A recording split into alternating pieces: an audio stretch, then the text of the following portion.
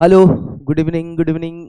कैसे हैं आप लोग? तो उम्मीद करते हैं आप बहुत बहुत अच्छे होंगे। आपकी तैयारी भी बहुत ही अच्छी चल रही होगी। तो सारे लोगों का फिर से हमारे क्लास में वेलकम है, एकदम पूरे जोश होश के साथ एकदम जल्दी से सभी को क्लासेस में जुड़ जाइए, क्योंकि आज का क्लासेस स्टार्ट हो चुका है। तो जल्दी से आप लोग सभी कोई क्लासेस में आएंगे और क्लासेस में मजा लेंगे। किस चीज़ का? तो हमारे हिस्ट्री का।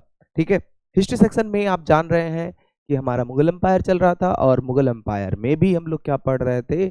तो मुगल एम्पायर में हमने अकबर के बारे में पढ़ा। ठीक है। और आज के टाइम पे, मतलब आज के क्लासेस में जो सबसे इंपॉर्टेंट टॉपिक आपको दिखाई दे रहा है, औरंगजेब या आलमगीर। ठीक है। तो आज के क्लासेस में हम लोग क्या पढ़ने वाले हैं? औरंगजेब और आलमगीर के बारे में पढ़ने वाले हैं। बेसिकली आज औरंगजेब का थ्योरी सेक्शन होना है, तो वो हम लोग थ्योरी सेक्शन पे डिस्कस करेंगे। And then in the tomorrow class हम लोग कल क्या करने वाले हैं? ऑब्जेक्टिव के बारे में डिस्कस करने वाले हैं। ठीक है। तो जल्दी से सभी को क्लासेस में जुड़ जाइए। हेलो, वेलकम है आप लोगों का आपके अपने यूट्यूब चैनल राज राठौर एजुकेशन पर, जहां पर हम राठौर सर, हमारी बाकी सारी टीम मिलकर आपके लिए बेहतरीन बेहतरीन सा कंटेंट बनाती है, जो कि आपके एग्जामिनेशन पर्सपेक्टिव से बहुत बहुत बहुत ज़्यादा इंपॉर्टेंट होता है। चलिए, तो शुरू करते हैं। ज़्यादा लेट नहीं करेंगे। ऑब्वियसली थोड़ा सा लेट हो चुके होंगे मे बी। ठीक है, तो कोई बात नहीं, चलिए शुरू करते हैं। तो कहता है क्या, अगर हम बात कर रहे हैं, किसकी बात कर रहे हैं? औरंगजेब की बात कर रहे हैं। तो औरंगजेब जो है, यह गद्दी पर कब बैठता है? यह गद्दी पर कब बैठता है, इसकी बात तो हम बाद में चर्चा करेंगे। लेकिन सबसे पहले जो औरंगजेब की जन्म होती है, औरंगजेब का जो जन्म होता है, ये 3 नवंबर 1618 को होता है, और 3 मार्च 1707 को मर जाता है। बेसिकली अगर हम बात करते हैं तो कहता है क्या कि the after of death of Aurangzeb, after the death of Aurangzeb के बाद अगर हम देखें तो इंडिया के अंदर एक ट्रांजिशन पीरियड होता है, और इंडिया जो है वो मिडाइवल पीरियड से मॉडर्न पीरियड की तरफ चले जाता है। किधर से किधर? मिडाइवल पीरियड से वो मॉडर्न की तरफ की, मध्यकालीन भारत से आधुनिक भारत की तरफ चले जाता है, और वो 1707 में इसकी मृत्यु के बाद देखा जाता है। ठीक है। तो कहता है, जिसे आमतौर पर औरंगजेब या आलमगीर भारत पर राज करने वाला छठा मुगल शासक हुआ करता था। और अगर हम आपको बताए होंगे तो आपको याद होगा। ठीक है, प्रोबेबली आपको याद होगा। ठीक है, हम ये बताए थे कि जो आपका मुगल काल है, ये क्या है? आपका मुगल काल है, या फिर हम जिसकी बात करते हैं मुगल एम्पायर की बात करते हैं। मुगल एम्पायर जो होता है, यह आपका 2 भाग में विभाजित होता है। ठीक है। क्या होता है? एक तो पूर्व मुगल काल होता है आपका। ठीक है। और पूर्व मुगल काल का जो अंतिम शासक है, पूर्व मुगल काल का जो अंतिम शासक है, वही आपका क्या है? औरंगजेब है। क्या है? औरंग औरंगजेब है। ठीक है। औरंगजेब है आपका, कौन है? औरंगजेब आपका अंतिम शासक है ना? इसके बाद अगर हम देखें, तो आपका कौन शुरू हो जाता है? उत्तर मुगल काल होता है। क्या होता है? उत्तर मुगल काल हो जाता है। और उत्तर मुगल काल में जो पहला शासक था, आपको हम बताए भी थे, कौन था? बहादुर शाह था। कौन था? बहादुर शाह था। ठीक है। और इसके बाद सबसे लास्ट शासक जो 9वां नंबर का था इसमें, वो था बहादुर शाह जफर। कौन था? बहादुर शाह जफर था। कौन था? बहादुर शाह जफर था। बस इतना ही तो है, इससे ज्यादा कुछ है ही नहीं। ठीक है। तो हम बस आज जो है पूर्व मुगल काल के अंतिम शासक के बारे में पढ़ने वाले हैं, मतलब औरंगजेब के बारे में पढ़ने वाले हैं। और उसके बाद कहा यह जाता है कि औरंगजेब के बाद जो मुगल शासक में बहुत सारे राजा तो बने, बहुत सारे सुल्तान तो बने, बस किसी भी सुल्तान के पास उतनी पावर या फिर उतना उसका जो एक प्रोस्पैरिटी बोल सकते हैं, या फिर उसका जो उतना चमक बोल सकते हैं, वो नहीं रहा, जिसके वजह से धीरे धीरे मुगल एम्पायर क्या होता चला गया? डिक्लाइन होता चला गया। और औरंगजेब या फिर अकबर या फिर शाहजहां या फिर जहांगीर, इन सारे लोगों ने जितना भी मुगल एम्पायर को बढ़ाया था, अब धीरे धीरे वो एक्सटिंक्ट होने लगा। और एक्सटिंक्ट होते होते होते होते वो क्या हो गया? पूरा छोटा हो गया। ठीक है। मतलब एक लिमिटेड अमाउंट में अब वो रह गया। ठीक है। इन सारी चीजों की हम चर्चा करने वाले हैं आज के क्लासेस में। ठीक है। तो अब देखिए क्या कहता है कि आपका जो औरंगजेब है, वह छठा मुगल शासक हुआ करता था, और उसका शासनकाल 1658 से लेकर 1707 तक रहता है। कब से कब तक रहता है? 1658 से लेकर 1707 तक रहता है। ठीक है। कहता है औरंगजेब के बारे में अगर हम जाने तो कहता है औरंगजेब ने भारतीय उपमहाद्वीप पर लगभग लगभग आधी सदी तक राज किया था। लगभग लगभग 50 साल तक वो राज करता है। देखिए ना, एक ही साल कम रह जाता है, मतलब 49 साल तक ये राज करता है। कितने साल तक? 49 साल तक राज करता है। और वह अकबर के बाद सबसे अधिक समय तक शासन करने वाला क्या बन जाता है? मुगल बन जाता है। ठीक है। अकबर के बाद सबसे लंबे टाइम तक कोई अगर शासन करता है, तो वो कौन होता है? अकबर के बाद आपका औरंगजेब हो जाता है। कहता है औरंगजेब के शासन में मुगल साम्राज्य अपने विस्तार के शिखर पर पहुंचा था। ऑब्वियस सी बात है, हमने आपको औरंगजेब के बारे में बताया, तो औरंगजेब के टाइम पर ही क्या देखने को मिलता है, मराठा एक्सपेंशन भी देखने को मिलता है। मराठा को भी कर कौन करता है, औरंगजेब करता है, जिसमें आपको पता है संभाजी महाराज के बारे में, उसको मार दिया जाता है, उनको एग्जीक्यूट कर दिया जाता है औरंगजेब के द्वारा। उसके साथ साथ बहुत सारे जो पठारी क्षेत्र के राजा हुआ करते थे वो औरंगजेब के अंडर में आ जाता है, या फिर बहुत सारे जो आपका पेनिनसुलर प्लेट्यू वाला जो रीजन था, दक्षिण का पठार था, उन सारे रीजन में जो है ये क्या करता है, जाके आक्रमण करता है, उन सारे जगह को जीतता भी है। तो हम ये बोल सकते हैं कि दक्षिण में सबसे अधिक अगर किसी का एक्सपेंशन मुगल अंपायर में देखने को मिलता है तो वो औरंगजेब का देखने को मिलता है। ठीक है, ये सारी चीजें तो है ही। उसके साथ साथ उनके जीवन काल में दक्षिण भारत में कुछ राज्यों में प्राप्त विजयों के माध्यम से मुगल साम्राज्य को 12.5 लाख वर्ग किलोमीटर में फैलाया था। समझ सकते हैं, मतलब क्या, ये दक्षिण भारत में भी कुछ राज्यों में अपना विजय प्राप्त कर लिया था, उसमें से भी हम चर्चा करेंगे। कहता है क्या, कहता है अपने जीवन काल में उसने पूरे दक्षिण भारत में मुगल साम्राज्य का विस्तार करने का भरपूर प्रयास किया, पर मराठा के वजह से भारत पर राज नहीं कर सका और उसके शासन के बाद मुगल साम्राज्य का सिकुड़ना भी आरंभ हो गया था। बेसिकली अगर हम बात करते हैं तो मुगल एम्पायर के सिकुड़ने का कारण भी औरंगजेब को ही माना जाता है, क्योंकि औरंगजेब ने अपने आधे जीवन राज करने के बाद वो जो है किधर की ओर चलता है, मराठा की तरफ चलता है, मतलब दक्षिण भारत को जीतने के लिए जाता है। तो जब वो दक्षिण भारत में जीतने के लिए जाता है, हालांकि वो संभाजी महाराज को हरा देते हैं। संभाजी महाराज को हरा देने के बाद वो दक्षिण भारत की चक्रव्यूह में इस तरह से फंस उठते हैं कि उनको लगता है कि भैया दक्षिण भारत तो हम जीत ही लेंगे। इसके बाद उनकी दिल्ली वापसी नहीं हो पाती है। अब जब उनकी दिल्ली वापसी नहीं हो पाती, अपने पूरे आर्मी के साथ, अपने पूरे सेनाओं के साथ जब उधर वो रहता है, तो हम ये बोल सकते हैं कि उसकी जो ट्रेजरी होती है, उसका जो राजकोष होता है, वो धीरे धीरे क्या होने लगता है, ड्रेन होने लगता है। और उसके अब्सेंस में दिल्ली के आसपास के इलाकों में जितने भी उसके जो सब्सिडरी टेरिटरी हुआ करता था, विच मीन्स जो उसके सहायक में हुआ करता था, या फिर हम बोल सकते हैं क्या कि जो उसके अंडर में जो जगह काम किया करता था, वो लोग अपने आप को इंडिपेंडेंट बनाना शुरू कर देता है, वो लोग अपना इंडिपेंडेंट होना शुरू कर देता है। तो हम यह बोल सकते हैं कि औरंगजेब ही सबसे बड़ा कारण होता है मुगल एम्पायर के एक्सटिंक्ट का, और औरंगजेब ही सबसे बड़ा कारण होता है मुगल एम्पायर के फैलने का। ठीक है, मतलब फैलाने का भी कारण यही है और एक्सटिंक्ट होने का कारण भी यही देखने को मिलता है। और हालांकि इसके बाद जैसे ही औरंगजेब की मृत्यु होती है और जैसे ही ये बात जंगल में आग लगने की तरफ फैलती है, तो सारे राजाओं ने, जितने भी राजा जो मुगल एम्पायर को टैक्स दिया करते थे, जो मुगल एम्पायर के अंडर रहा करते थे, उन सारे लोगों ने अपने आप को एक इंडिपेंडेंट स्टेट बनाने की बात कह दी। क्या कह दी? एक इंडिपेंडेंट स्टेट बनाने की बात कह दी। वही चीजें यहाँ पे देखने को मिलती है। ठीक है, इसके बाद अगर हम आगे आते हैं, कहता है कि औरंगजेब ने सबसे विवादास्पद मुगल शासक माना जाता है। औरंगजेब को सबसे विवादास्पद मुगल शासक माना जाता है। क्यों माना जाता है?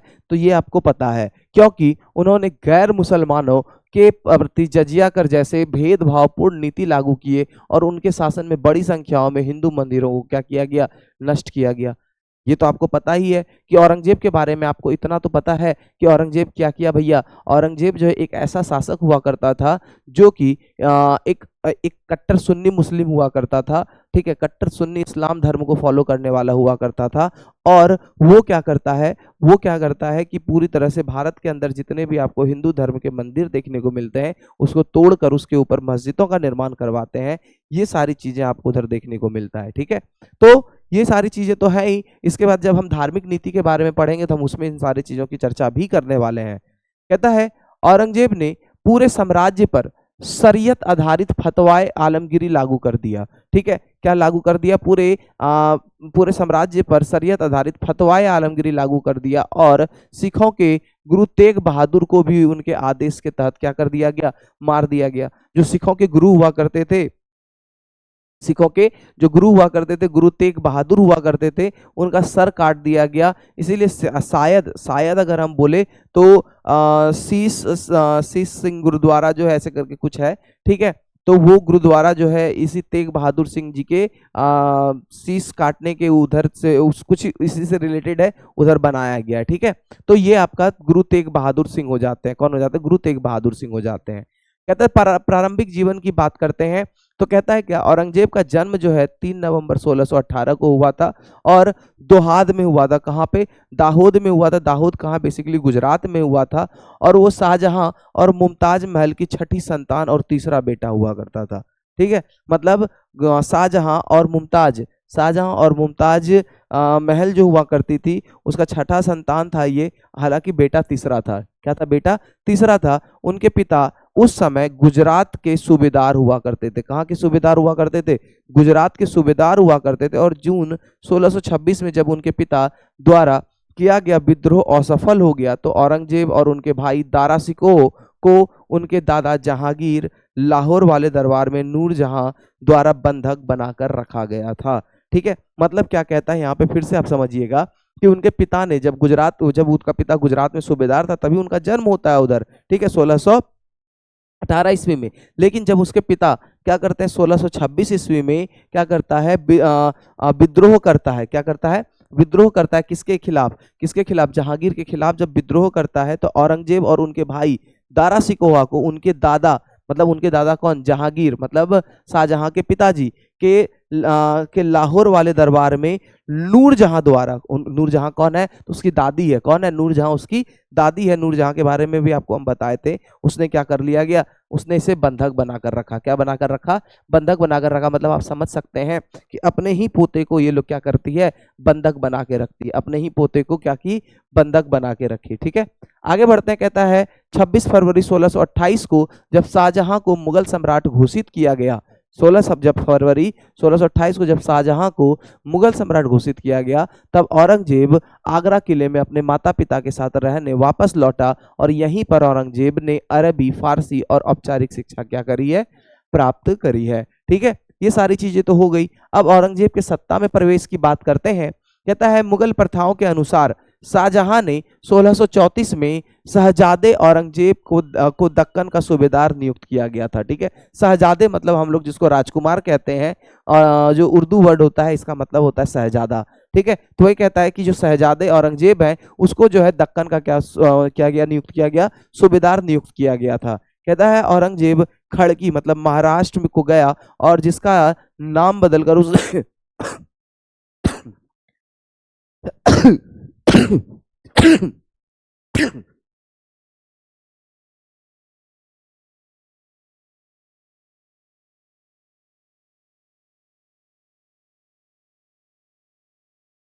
क्या हुआ कि जब औरंगजेब कहाँ गया? खड़की गया, महाराष्ट्र गया। तो महाराष्ट्र, इस जो खड़की है, इस खड़की का नाम बदलकर वो क्या कर देता है? औरंगाबाद कर दिया। क्या कर दिया? औरंगाबाद कर दिया। और 1637 में उन्होंने रबिया दुर्रानी से विवाह कर लिया। किससे शादी कर लिया? रबिया दुर्रानी से इसने क्या किया? शादी किया। उधर शाहजहां मुगल दरबार का कामकाज अपने बेटे दारा सिकोह को सौंपने लगा था। मतलब आप समझ सकते हैं कि शाहजहां ये नहीं चाहता था कि औरंगजेब जो है वह दिल्ली के गद्दी पर बैठे। शाहजहां ये नहीं चाहता था कि औरंगजेब जो है वो दिल्ली के गद्दी पर बैठे। इसलिए शाहजहां ने क्या किया था? इसीलिए शाहजहां जो है वो क्या करता है कि इसको दक्कन का सूबेदार बना देता है और सूबेदार बना के भेज देता है। उधर औरंगजेब जो है अपने शादी विवाह में मगन था, जहां पर उन्होंने रबिया दुर्रानी से शादी किया, रबिया दुर्रानी से निकाह किया। और उसके बाद इधर अगर हम देखें दिल्ली में जो है शाहजहां जो है ये पूरे तैयारियों में था, पूरे जोश में था कि भैया दारा सिकोहा को हम क्या करेंगे? मतलब इधर का राजपाट सौंप ही देंगे। ठीक है, इसके साथ साथ 1644 में औरंगजेब की बहन एक दुर्घटना में जलकर क्या हो जाती है? मर जाती है। औरंगजेब इस घटना के 3 हफ्ते बाद आगरा आया। उसने उनके पिता शाहजहां को उस पर बहुत क्रोध आया। मतलब जब उसकी बहन मर जाती है तो उस चीज को लेकर शाहजहां पर गुस्सा आता है, क्योंकि देखिए शाहजहां थोड़ा सा ये था क्या कि भैया जब इसकी बेगम की मृत्यु हो जाती है तो आपको पता है कि ये थोड़ा सा एक खोए खोए मिजाज में रहता है। ठीक है, जब बेगम की मृत्यु हो जाती है तो बेगम की मृत्यु के बाद जो है ये व्यक्ति खोए खोए मिजाज में रहता है और इस चक्कर में ये ताजमहल बनवाने के जुनून में था। तो इसकी बहन की जब जलकर मृत्यु हो जाती है तो औरंगजेब को बड़ा ही गुस्सा आता है, किसके ऊपर? अपने पापा के ऊपर। और उन्होंने औरंगजेब को दक्कन के सूबेदार के पद से निलंबित कर दिया। ठीक है, जब गुस्सा आया, ऑब्वियस सी बात है भैया जब वो राजा है और मतलब सुल्तान है शाहजहां, और उसके ऊपर तुम गुस्सा करोगे। तो बोलता भैया चल निकल, पहली फुर्सत में निकल। और औरंगजेब को दक्षिण के सूबेदार से क्या कर दिया, बर्खास्त कर दिया। ठीक है, इसके बाद कहता है औरंगजेब 7 महीने तक दरबार नहीं आया था। औरंगजेब कितने महीने तक, 7 महीने तक दरबार नहीं आया था, और बाद में शाहजहां ने उसे गुजरात का सूबेदार बना दिया था। ठीक है, कहाँ का, गुजरात का सूबेदार बना दिया। औरंगजेब ने सुचारू रूप से शासन किया और इसका परिणाम भी मिला उसे। उसने क्या देखने को मिलता है, बदख्शान, उत्तरी अफगानिस्तान, बाल्ख, अफगान उज्बेक क्षेत्र का सूबेदार भी बना दिया गया। मतलब अब पहले गुजरात का बनाया गया था, उसके बाद आपका उत्तरी अफगानिस्तान और अफगान उज्बेक के क्षेत्र का भी सूबेदार इसको बना दिया जाता है। इसके बाद मुल्तान और सिंध का भी सूबेदार बनाया गया। मतलब धीरे धीरे इसके हाथ में जो पावर है वो बढ़ते चला जा रहा है। इसके बाद कहे तो वो फारस, सफियों और कांधार पर नियंत्रण के लिए लड़ते रहे, पर उन्हें पराजय के अलावा और कुछ नहीं मिला।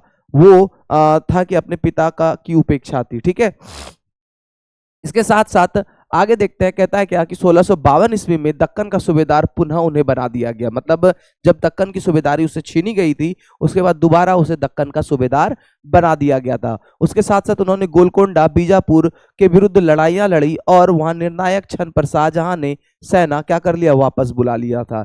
मतलब क्या कि गोलकोंडा और बीजापुर जो कि मराठाओं का गढ़ हुआ करता था, बेसिकली अगर हम देखें तो शाहजहां जब औरंगजेब जब उधर का सूबेदार हुआ करता था, तो उसी समय लड़ाई चल रही थी, उसी समय लड़ाई चल रही थी। और उस समय कहा यह भी जाता है कि अगर शाहजहां अपनी सेना को नहीं बुलाता तो गोलकोंडा और बीजापुर उसी समय मराठा अपने हाथ से खो बैठता। तो उसी समय क्या कहता है, शाहजहां ने अपने सेना को निर्णायक टाइम पर वापस बुला लिया, और इससे औरंगजेब में बहुत ठेस पहुंची, क्योंकि शाहजहां ऐसे उनके भाई द्वारा सिकोहा के कहने पर कर रहे थे। ठीक है, मतलब दारा सिकोह के कहने पर जो है शाहजहां ऐसा कर रहे थे, क्योंकि दारा सिकोहा को भी राजा बनना है और औरंगजेब को भी राजा बनना है भैया, अब दोनों के बीच में कॉन्फ्लिक्ट होगा। ठीक है, चलिए सत्ता के संघर्ष की बात करते हैं। कहता है शाहजहां 1657 में ऐसा बीमार हुआ कि लोगों को उसका अंत निकट लगने लगा था। ऐसे में दारा सिकोह, शाह सूजा और औरंगजेब के बीच में सत्ता के पाने के लिए क्या हो गया, संघर्ष आरंभ हो गया। अब तीनों भाई आपस में डिसुम डिसुम लड़ेगा। ठीक है, तीनों भाई आपस में डिसुम डिसुम लड़ेगा। शाह सूजा जिसने स्वयं को बंगाल का राज्यपाल घोषित कर दिया था, अपने बचाव के लिए बर्मा के अरक्कन क्षेत्र में शरण लेने की वो विवश हो गया था। मतलब आप सोच सकते हैं कि तीन आदमी लड़ रहा है, और उसमें से दो खूब मजबूत आदमी है, तो एक जो कमजोर आदमी है वो अपना रास्ता पतला गली पकड़कर भैया निकल लेगा। और वही आपका कौन था, शाह सूजा था। तो शाह सूजा जो है, जो अपने आप को बंगाल का गवर्नर घोषित किया था, वो वहां से पतली गली से धीरे धीरे निकल कर किधर पहुंच जाता है, वह बर्मा पहुंच जाता है, और बर्मा के अरक्कन में जाकर वो शरण ले लेता है। कहता है 1658 में औरंगजेब ने शाहजहां को आगरा के किले में क्या कर लिया, बंदी बना लिया। मतलब अपने ही पिताजी को ये क्या करता है, बंदी बना लेता है, और स्वयं को शासक घोषित कर देता है। ठीक है, बोलता है भैया I am the empire of the Delhi, sorry I am the empire of Mughal empire. ठीक है, दारा सिकोहा की विश्वासघात के आरोप में फांसी दे दी गई। मतलब अपने ही भाई दारा सिकोहा को जो है विश्वासघात के रूप में फांसी दे दी गई, और उन्होंने 1659 ईस्वी में दिल्ली का राजा का ताज पहना। ठीक है, ताज पहनाया गया था। उसने शासन के पहले 10 वर्ष का वर्णन मोहम्मद काजिम द्वारा लिखित आलमगिरी नामा में किया गया था। तो आपसे क्वेश्चन यह पूछा जाता है कि आलमगिरी नामा जो है वह किसके द्वारा लिखा गया था, तो मोहम्मद काजिम के द्वारा लिखा गया था। किसके द्वारा लिखा गया था, मोहम्मद काजिम के द्वारा आलमगिरी का लिखा गया था।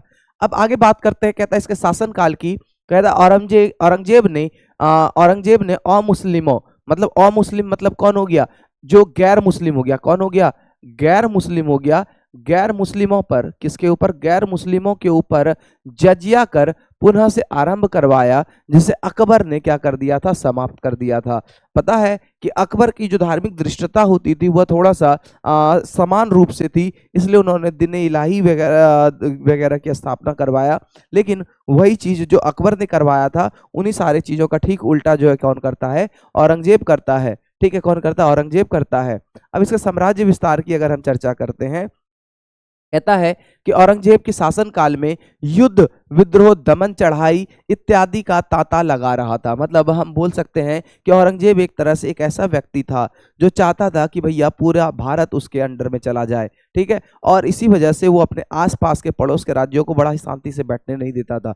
जब मन हुआ जी चलो उसके ऊपर अटैक करना, चलो उसके ऊपर करना है, तो ये सारी चीजें चलती रही।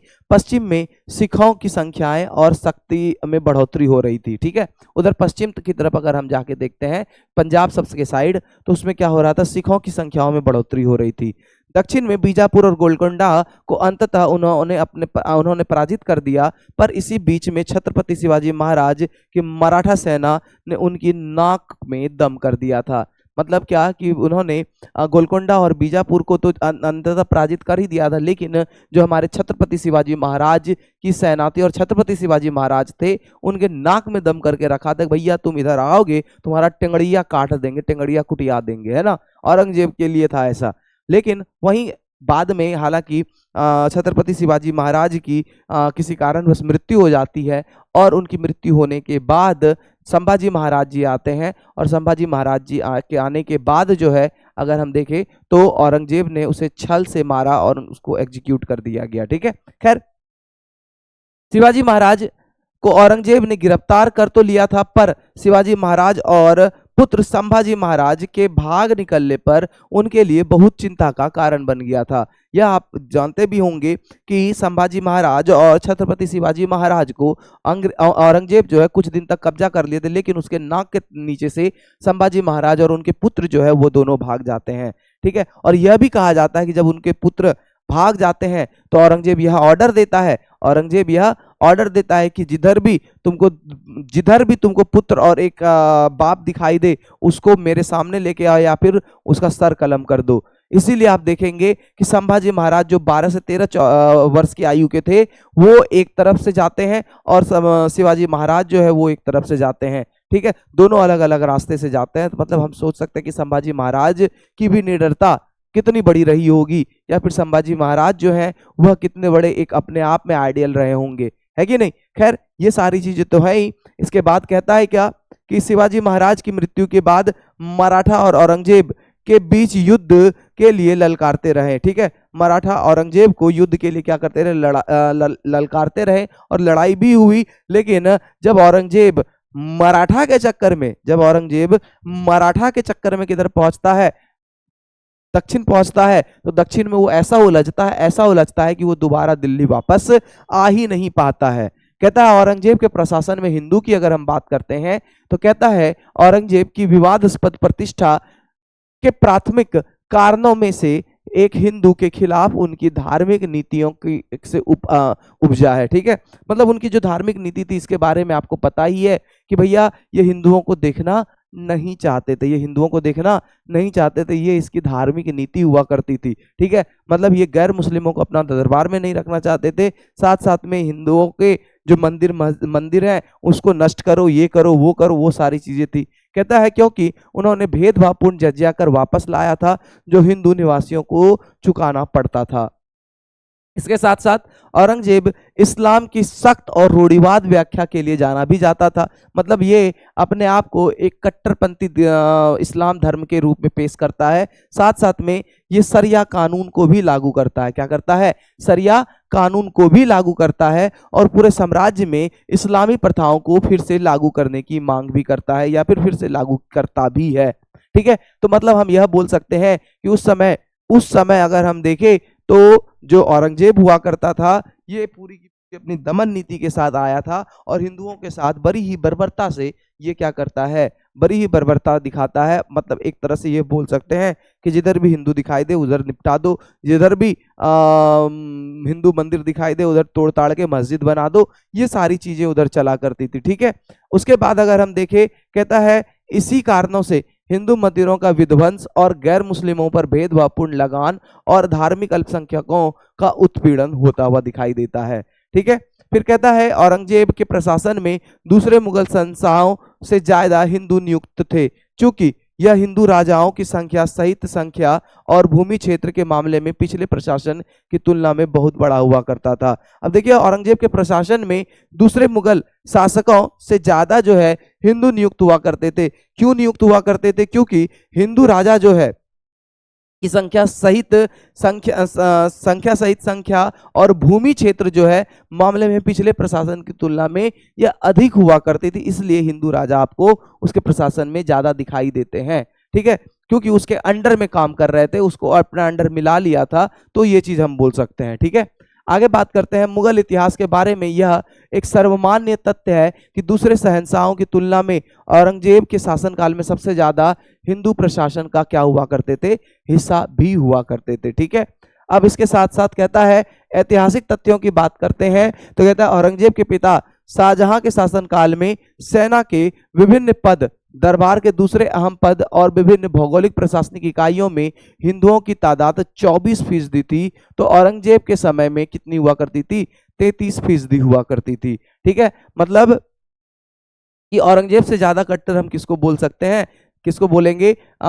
इसके पिताजी शाहजहां को बोलेंगे। हालांकि शाहजहां ने उस तरह की बर्बरता हिंदुओं के खिलाफ नहीं दिखाई थी जो औरंगजेब ने दिखाई थी। ठीक है, फिर भी इसके दरबार में ज्यादा हिंदू राजाओं के होने की वजह से जो है इसके प्रशासन में ज्यादा हिंदू हुआ करते थे। ठीक है, कहता है एम अथर अली कहते हैं, कौन कहते हैं?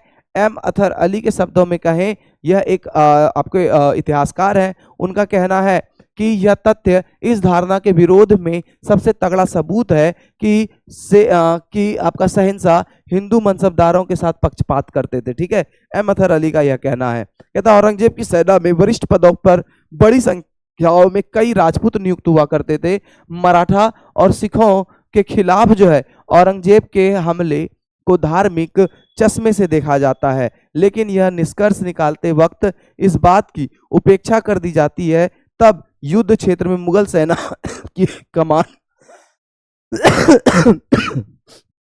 अक्सर जो है हिंदू राजपूत सेना जो है वो क्या करती थी? हाथ में हुआ करती थी। ठीक है, खैर ये सारी चीजें इनकी एक पॉलिसी हुआ करती थी, इनकी एक नीति हुआ करती थी। और नीति आपको पता ही है कि जब अकबर के टाइम से ही यह नीति हुआ करती थी कि भैया हम युद्ध में क्यों जाए, हम तो सहिंसा है ना। अकबर के टाइम पर ही वैवाहिक नीति अपनाई थी और वैवाहिक नीति में कई सारे हिंदू रानियों से, हिंदू राजकुमारियों से यह विवाह करता है और विवाह करने के बाद उस हिंदू साम्राज्य को अपने अंदर मिला लेता है। अपने अंदर मिलाने के बाद वहां से जो जो प्रमुख ऑफिसर उसको दिखाई देते थे, जो सबसे उसके मुगल एम्पायर को आगे बढ़ा सकता था, वैसे ऑफिसर को वो अपने यहाँ काम देता था। ठीक है, और उन्हीं को युद्ध में भी भेजता था, जैसे राजा मान सिंह की हम बात करते हैं। ठीक है, तो मतलब ये इसकी पॉलिसी हुआ करती थी, ये इसका बड़प्पन नहीं बोल सकते हैं, ये इसकी पॉलिसी हुआ करती थी, है कि नहीं।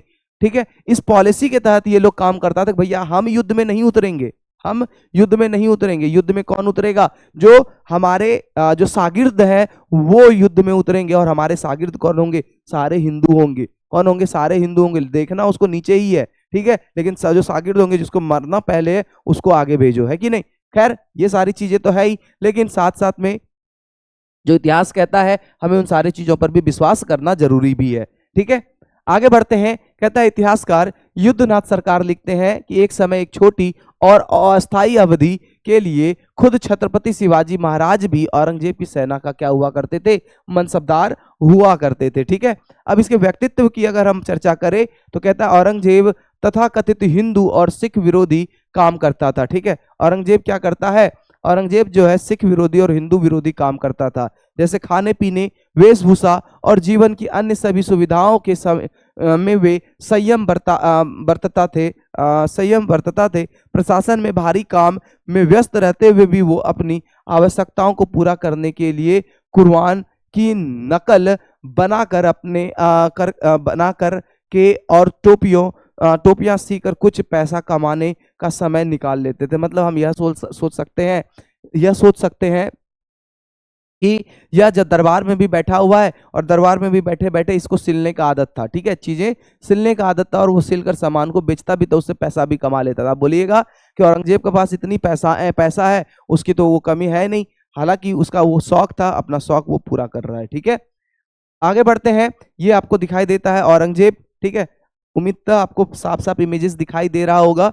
ये कौन है? औरंगजेब आपको दिखाई दे रहा होगा। ठीक है, चलिए अब इसके धार्मिक नीति की अगर हम चर्चा करते हैं तो कहता है कि सम्राट औरंगजेब ने इस्लाम धर्म के महत्व को स्वीकारते हुए कुरान को अपने शासन का आधार बनाया था। ठीक है, आगे बढ़ते हैं। कहता है उन्होंने सिखों पर कलमा खुदवाना, 9 रोज का त्योहार मनाना, भांग की खेती करना, गाना बजाना आदि पर क्या लगा दिया था, रोक लगा दिया था। किसके ऊपर? सिखों के ऊपर। ठीक है, सिखों के ऊपर जो है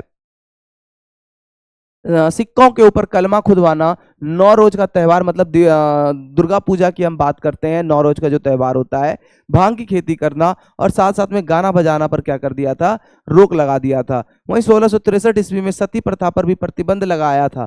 ठीक है, तो सब लोग ये कहता है कि राजा राम मोहन राय और विलियम बेंटिक के द्वारा लॉर्ड वेलेस्ली के द्वारा जो है आपका क्या किया जाता है, सती प्रथा पर रोक लगाया जाता है, पूर्णतः लगाया जाता है। लेकिन सबसे पहले अगर हम देखें तो औरंगजेब भी सती प्रथा पर रोक लगाने की बात किया था।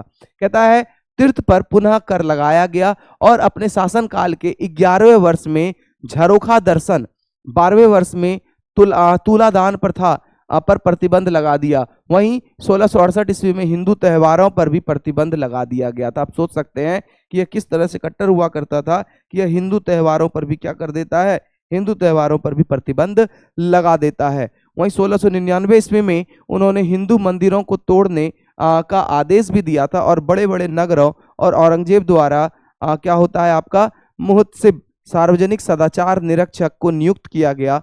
वहीं आपका 1669 ईस्वी में औरंगजेब ने बनारस के विश्वनाथ मंदिर, मथुरा के केशव राय मंदिर को तुड़वा दिया और उनमें शरीयत के विरुद्ध लिए जाने वाले लगभग 80% करों को क्या कर दिया था, समाप्त कर दिया था।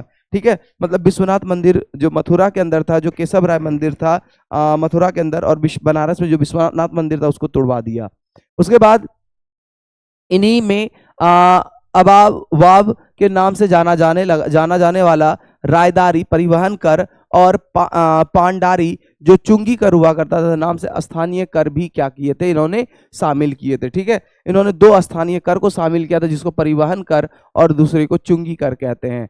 कहता है औरंगजेब के समय में ब्रज में आने वाले तीर्थ यात्रियों पर भारी कर लगाया जाता था, जो जजिया कर फिर से लगाया गया। ठीक है, मतलब भारी कर लगाया जाता था जजिया कर के तरह। कहता है हिंदुओं को मुसलमान बनाया गया। ठीक है, हिंदुओं को क्या बनाया गया, जबरदस्ती मुसलमान बनाया गया। उस समय के कवियों की रचनाओं में औरंगजेब के अत्याचारों का क्या देखने को मिलता है, उल्लेख देखने को मिलता है। ठीक है, इसके साथ साथ अगर हम जजिया कर की बात करते हैं तो कहता है औरंगजेब द्वारा लगाया गया जो जजिया कर है उस समय के हिसाब से हुआ करता था। अकबर ने जजिया कर हटा दिया था, लेकिन औरंगजेब ने समय दोबारा लागू कर दिया। जजिया कर सामान्य करों से अलग हुआ करता था, जो गैर मुसलमानों को ही सिर्फ चुकाना पड़ता था। कहता है इसके 3 स्तर हुआ करते थे। इसका निर्धारण संबंधित व्यक्ति की आमदनी से होता था, कि मतलब कोई व्यक्ति कितना कमा रहा है उस आमदनी के हिसाब से वह जजिया कर को चुकाता था। कहता है इस कर के कुछ अपवाद भी थे, जैसे गरीबों और बेरोजगारों और शारीरिक रूप से अस्वस्थ लोगों को इसके दायरे में नहीं आते थे। ठीक है, कहता है इनके अलावा हिंदुओं का वर्ण व्यवस्था में सबसे ऊपर आने वाले ब्राह्मण, सरकारी अधिकारी भी इससे बाहर हुआ करते थे। कहता है मुसलमानों के ऊपर लगने वाला ऐसा ही धार्मिक कर जाकत हुआ करता था, जो हर अमीर मुसलमान के लिए देना जरूरी था। वहीं आधुनिक मूल्यों के मानदंडों पर जजिया निश्चित रूप से एक पक्षपाती कर की व्यवस्था हुआ करती थी। ठीक है, तो कहता है कि आधुनिक राष्ट्रीय धर्म जाति आधार पर इस तरह का भेद नहीं कर सकते थे, इसलिए जब 17वीं शताब्दी में इस व्यवस्था को आधुनिक राष्ट्रीय पैमाने पर इसे देखते हैं तो यह बहुत अराजक व्यवस्था लगती हुई दिखाई भी हमें देती है।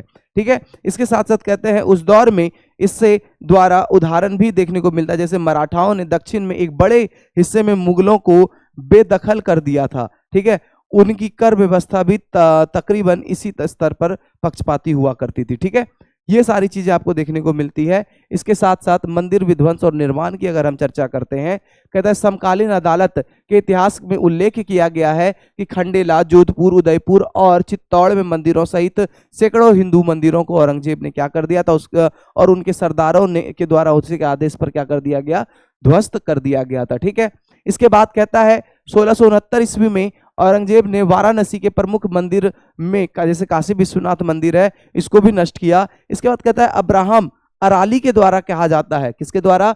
अब्राहम अराली के द्वारा कहा जाता है कि 1670 ईस्वी में औरंगजेब ने उज्जैन के आसपास के सभी मंदिरों को नष्ट कर दिया था और बाद में 300 मंदिरों को चित्तौड़, उदयपुर, जयपुर के आसपास नष्ट कर दिया था। आप सोच सकते हैं कि किस तरीके से मंदिरों को नष्ट करने के लिए ही इसका मुहिम चला था।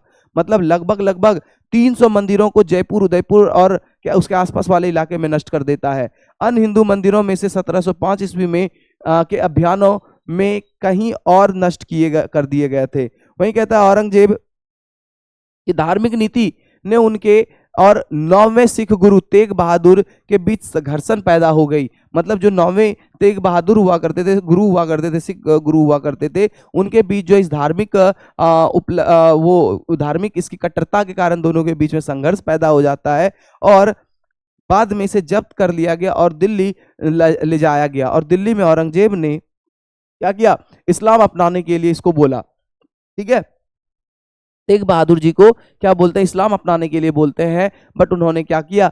मना कर दिया और 1675 ईस्वी में उनका सिर कलम कर दिया गया। क्या कर दिया गया? सिर कलम कर दिया गया और वहीं पर शीशनाथ गुरुद्वारा या शीशनाथ गुरुद्वारा आपको देखने को मिलता है। कहता है विश्व प्रसिद्ध इतिहासकार रिचर्ड ईटन के मुताबिक मुगल काल में मंदिरों को ढहाना दुर्लभ घटना हुआ करती थी और जब भी ऐसा हुआ तो उसके कारण राजनीतिक रहे थे।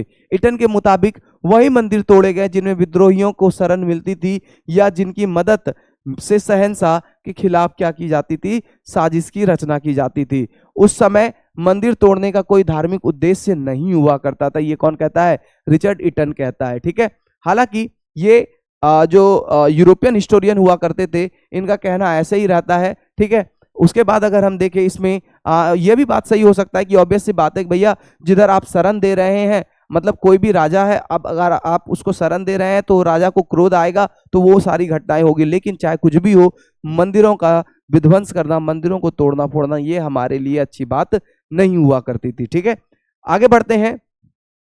कहता है इस मामले में कुख्यात कहा जाने वाले औरंगजेब भी सल्तनत के इसी नियम पर चले। उन्होंने शासन काल में मंदिर ढहाने का उदाहरण बहुत ही दुर्लभ है। ईटन की संख्या में 15 बताते हैं और जो उनकी जड़ में राजनीतिक कारण ही रहे हैं। कहता है उदाहरण के लिए औरंगजेब ने दक्षिण भारत में कभी भी मंदिरों को निशाना नहीं बनाया, जबकि उसने उनके शासन काल में ज्यादातर सेना यहीं तैनात हुआ करती थी। ठीक है, उत्तर भारत की बात अगर करते मंदिरों पर हमले किए, जैसे मथुरा का केशव राय मंदिर, लेकिन इसका कारण धार्मिक नहीं था। मथुरा के जाटों ने सल्तनत के खिलाफ विद्रोह किया था, इसलिए हमला किया गया था। ठीक है, यह किसका कहना है? रिचर्ड ईटन का कहना है। कहता है ठीक इसके उलट कारणों से औरंगजेब ने मंदिरों को संरक्षण भी दिया था। यह ईटन का कहना है। जब यह उन हिंदुओं की भेंट थी जो शहंशाह के वफादार भी हुआ करते थे। कहता है किंग्स कॉलेज लंदन के इतिहासकार कैथरीन बटलर तो यहां तक कहती हैं कि औरंगजेब ने जितने मंदिर तोड़े उससे ज्यादा बनवाए थे। वाह, क्या बात है। कैथरीन, फ्रैंक, एम एथर अली और जलालुद्दीन जैसे विद्वान इस तरफ भी इशारा करते हैं कि औरंगजेब ने कई हिंदू मंदिरों को अनुदान दिया था, जिसने बनारस में जगम बाड़ी